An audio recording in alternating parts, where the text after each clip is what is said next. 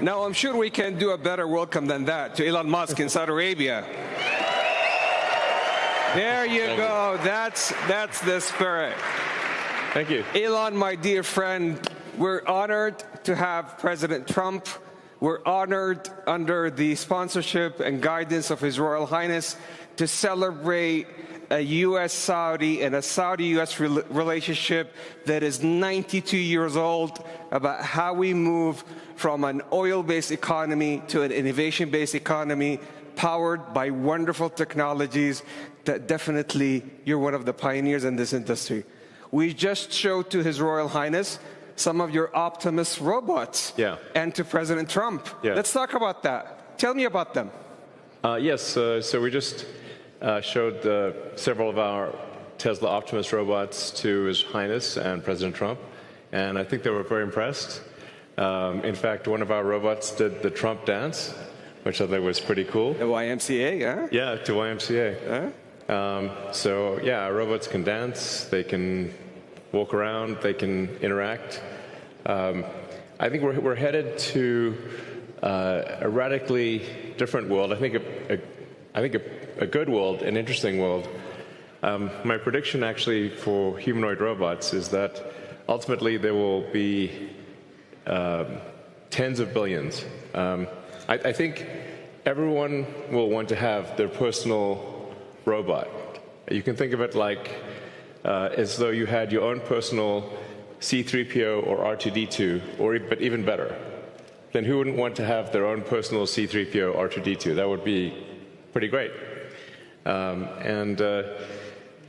also think it unlocks an immense amount of economic potential, because when you think of like what is the output of an economy, it is productivity per capita times population or capita.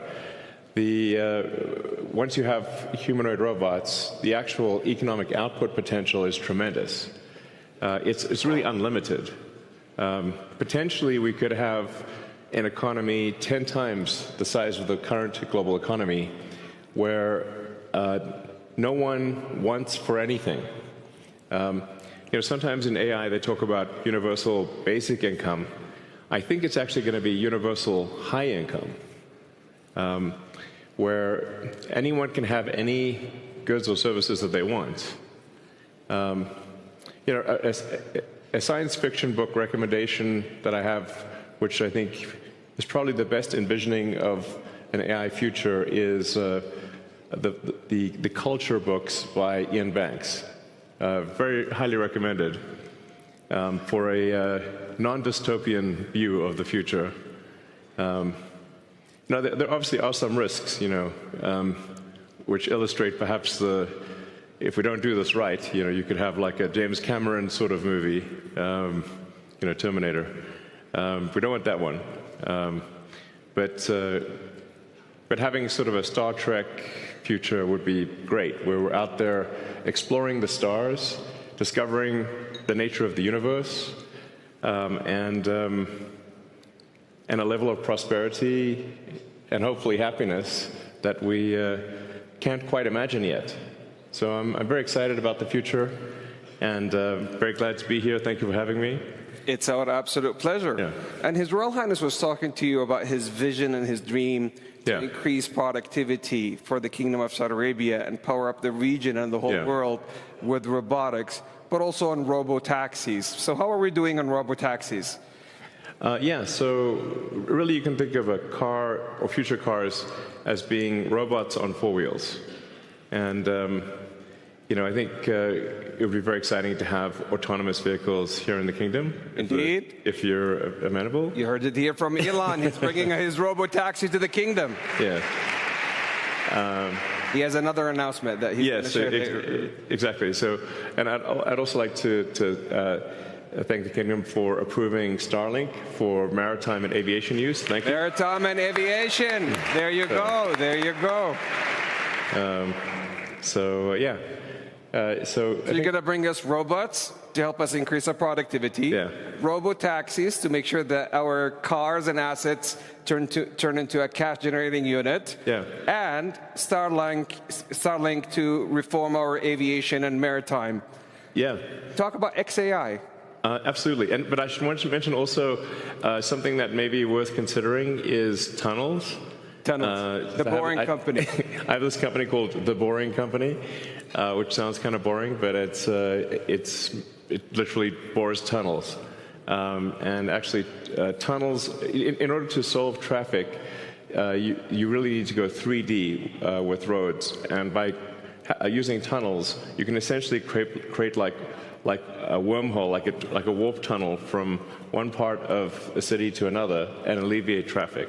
And we've actually already done this proof of concept in Vegas. So there are working tunnels in Las Vegas that you can use where that'll just, it feels like teleporting from one part of Vegas to another. So I always say that, my joke is like tunnels are underappreciated, it's a bit of a, not always a hit, but.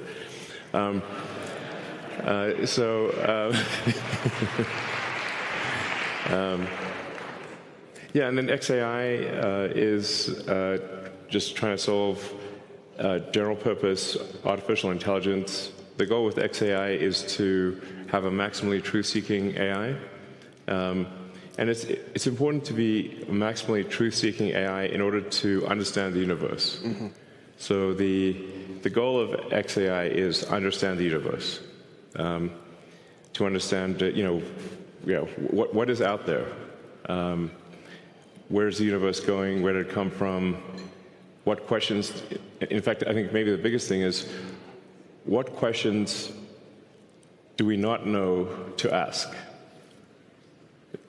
Once you know the question, the answer is usually the easy part.